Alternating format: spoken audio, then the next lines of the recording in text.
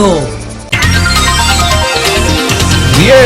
10:26 minutos. Bueno, señores, hoy vamos a hablar. La gente que uno quiere más. Así es. Vamos a hablar de nuestros amigos de la DGI. Los socios, como le dicen todos. Los socios de los negocios. Aquí está Carlos Severino, facilitador de educación tributaria, y Ramón de la Rosa y Carpio. Ramón de la Rosa y Carpio.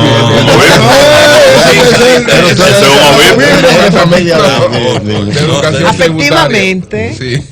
Pero tú eres familia tampoco del sí, son familiares. No, tampoco. ¿Tampoco? No, de Monseñor sí. Ah, de Monseñor sí, pero no de Ramón de la Rosa, tiene nosotros de San Juan. ese apellido, ¿verdad? Ese segundo apellido, no es su apellido materno, pero sí es familia.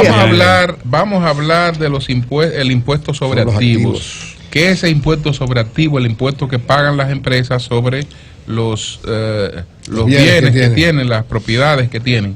Adelante. Bien, en primer lugar, muchas gracias a todos. Como siempre, la administración le agradece esta intervención para apoyar la información que es a toda la población, que es una parte muy positiva. Entonces, el impuesto sobre los activos. El impuesto sobre los activos que comúnmente pagan las empresas, como usted muy bien dice, es un impuesto que recae y que grava aquellos bienes que posee la empresa. ¿El 1% que se paga? El 1% sí resulta pagar. Si tiene que pagar. Si tiene que pagar. ¿Cuándo resulta pagar? ¿Cuándo tiene que pagar? Bien, entonces, tiene que pagar el 1% tomando en consideración el impuesto liquidado de impuesto sobre la renta. Me explico. Explica. El impuesto sobre la renta es un crédito contra el impuesto sobre los activos. Okay. Si al momento de yo determinar mi declaración jurada de impuesto sobre los activos, vamos a poner un ejemplo, $500,000, el impuesto sobre la renta resultó 600, pues automáticamente se considera extinguida la obligación del pago del impuesto sobre los activos. Sí, porque entonces está por encima de está lo por que encima del impuesto del impuesto sobre los activos. Entonces, es decir, eso vale para la empresa y para...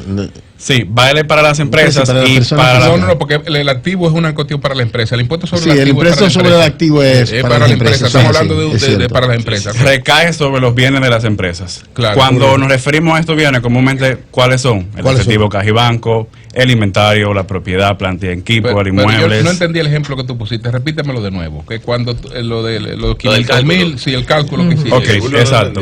Como el impuesto sobre la renta es un impuesto... es el crédito contra el impuesto sobre los activos, voy a pagar la diferencia.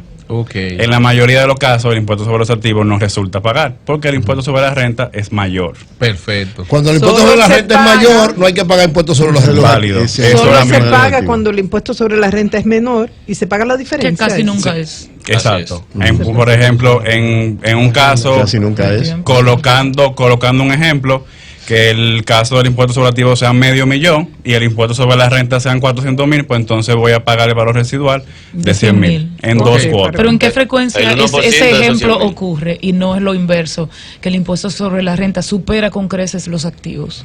Sí, mayormente el impuesto liquidado sobre la renta comúnmente, típicamente es mayor al impuesto sobre los activos. ¿Hay exenciones? Sí, hay exenciones. Hay exenciones en esta parte, sobre todo enfocadas en aquellos terrenos que están ubicados en zonas rurales, las inversiones de las compañías en otras y aquellas empresas que por alguna razón están, ya sea por el Congreso Nacional o por la ley, por el Código Tributario, le otorga una exención sobre el impuesto sobre la renta. ¿Y qué pasa con la zona franca? Con muchas propiedades. ¿Qué pasa con las propiedades de lujo que están en empresas offshore? Esas no pagan aquí.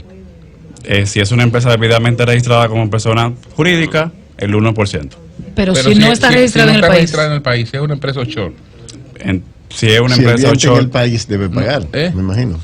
Sí, porque recuerda que estamos hablando, cuando hablamos de sociedad, hablamos de empresas debidamente registradas aquí, como menciona Carlos, con su RNC, que declaran su impuesto sobre la renta y todo. Porque esas empresas alegan que pagan el país donde está registrado, que la propiedad sí, está para aquí. No tener una doble tributación. Lo abordo porque es un tema que en el futuro, y ojalá que un día lo podamos abordar con Magín, que ya puede hablar más políticamente sobre el caso.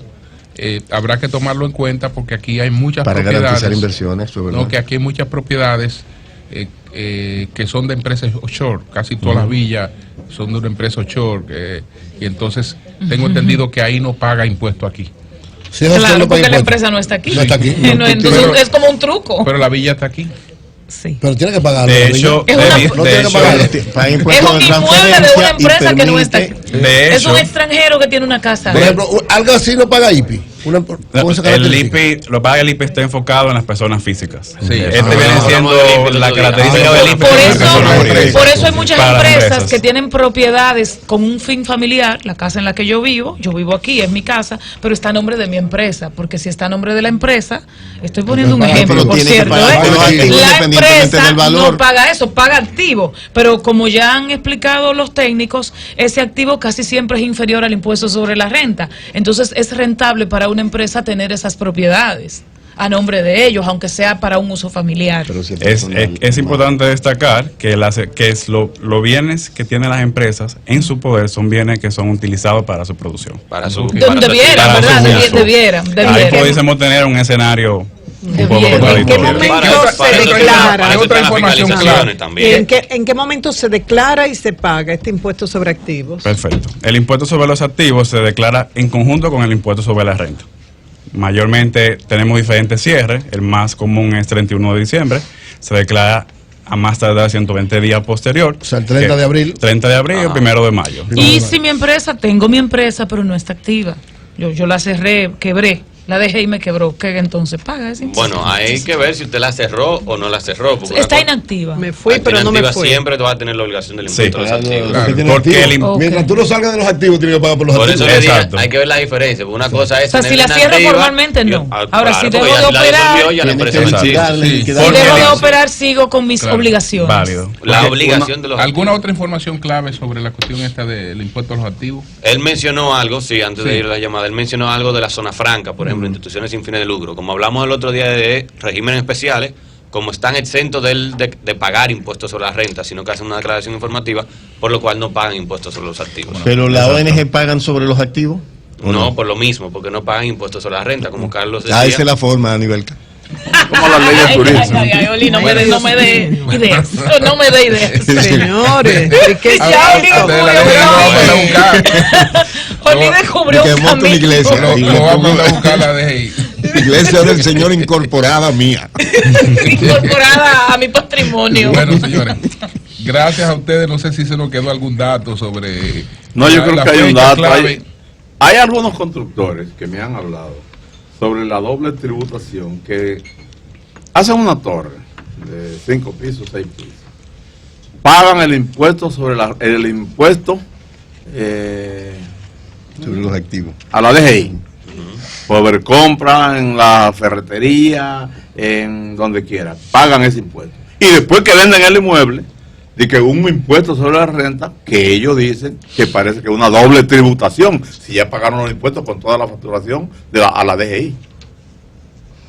¿No es doble tributación? Habría que ver el escenario, cuál es el primer impuesto que se plantea. Claro. El primer impuesto es los gastos que se incurre en la compra de varilla, de cemento, de pintura. Pero eso lo paga la utilidad final. Cuando el dueño del edificio, y después que lo vende paga un supuesto impuesto sobre la renta. Sí, habría que ver el escenario como tal, porque si bien hay algunos bienes que están sujetos, vamos a suponer, a la ganancia de capital, en este caso del activo, si son empresas constructoras, la ley me da la facilidad de yo colocar esos activos en una exención temporal.